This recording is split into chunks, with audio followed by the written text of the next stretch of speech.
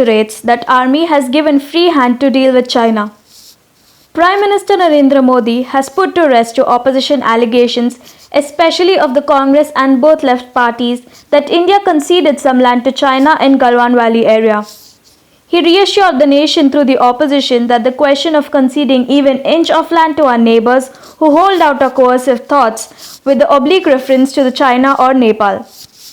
He was responding to representatives of various political parties at all-party meeting convened to brief them on prevailing standoff between India and China at Ladakh. Listen to him. हम सभी देश की सीमाओं की रक्षा में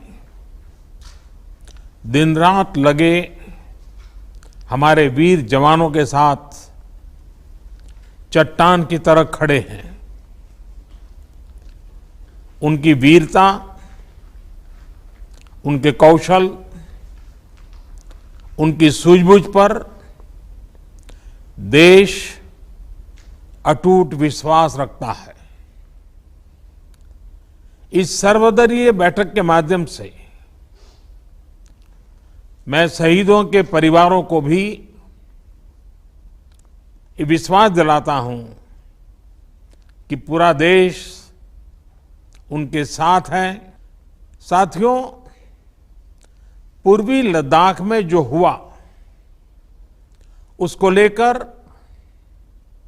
आपने रक्षा मंत्री जी और विदेश मंत्री जी को सुना भी और प्रेजेंटेशन को भी देखा। न वहां कोई हमारी सीमा में घुस आया है, न ही कोई घुसा हुआ है, न ही हमारी कोई पोस्ट किसी दूसरे के कब्जे में है। लद्दाख में हमारे 20 जाबाज शहीद हुए, लेकिन जिन्होंने भारत माता की तरफ आंख उठाकर देखा था, उन्हें वो सबक सिखा कर गए हैं।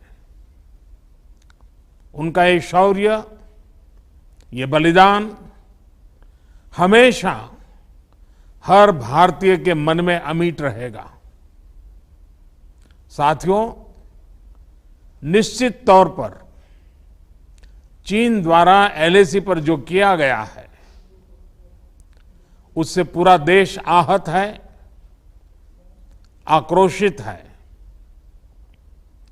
ये भावना हमारी इस चर्चा के दौरान भी आप सबके माध्यम से बार बार प्रकट हुई है। मैं आपको भी आश्वस्त कर रहा हूं कि हमारी सेना देश की रक्षा के लिए कोई कसर नहीं छोड़ रही है। डिप्लॉयमेंट हो, एक्शन हो, काउंटर एक्शन हो, जल थल नभ में हमारी सेनाओं को देश की रक्षा के लिए जो करना है वो कर रही है। आज हमारे पास ये कैपेबिलिटी है कि कोई भी हमारी 1 इंच जमीन की तरफ आंख उठाकर भी नहीं देख सकता।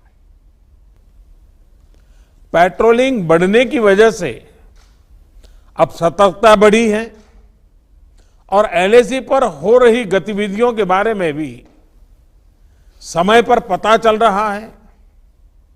जिन क्षेत्रों पर पहले बहुत नजर नहीं रहती थी, अब वहां भी हमारे जवान अच्छी तरह से मॉनिटर कर पा रहे हैं, रिस्पॉन्ड भी कर पा रहे हैं। अब तक जिनको कोई पूछता नहीं था, कोई रोकता टोकता नहीं था, अब हमारे जवान डगर डगर पर उन्हें रोकते हैं, उन्हें टोकते हैं। मैं आप सभी को, सभी राजनीतिक दलों को फिर से आश्वस्त करता हूं कि हमारी सेनाएं सीमाओं की रक्षा करने में पूरी तरह सक्षम है।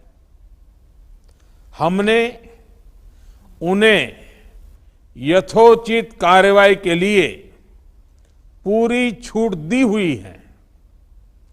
आप सभी ने इस बैठक के लिए अपना समय दिया, अपने मूल्यवान सुझाव दिए। इसके लिए मैं सभी दलों का, आप सभी नेतृत्वगण का हृदय से बहुत बहुत आभार व्यक्त करता हूं।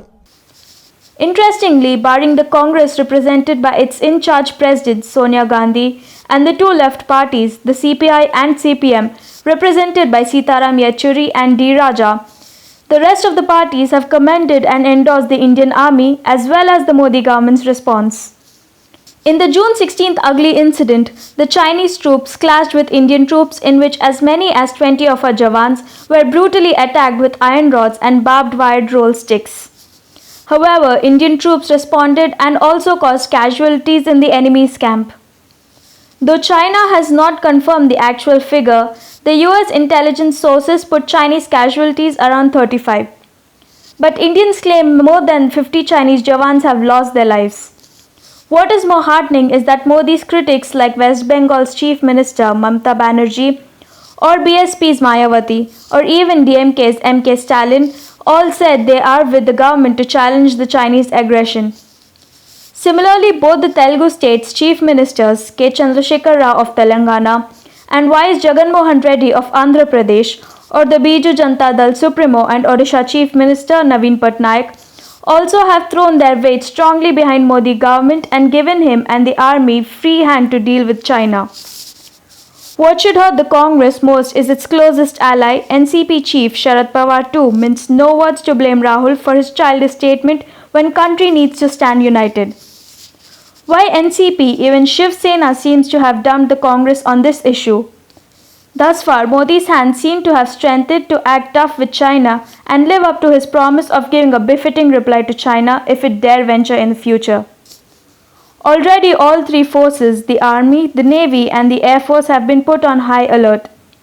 The meeting stands testimony that the Congress and left parties gets isolated on national issue. This is MS Purti for Orange News 9 TV.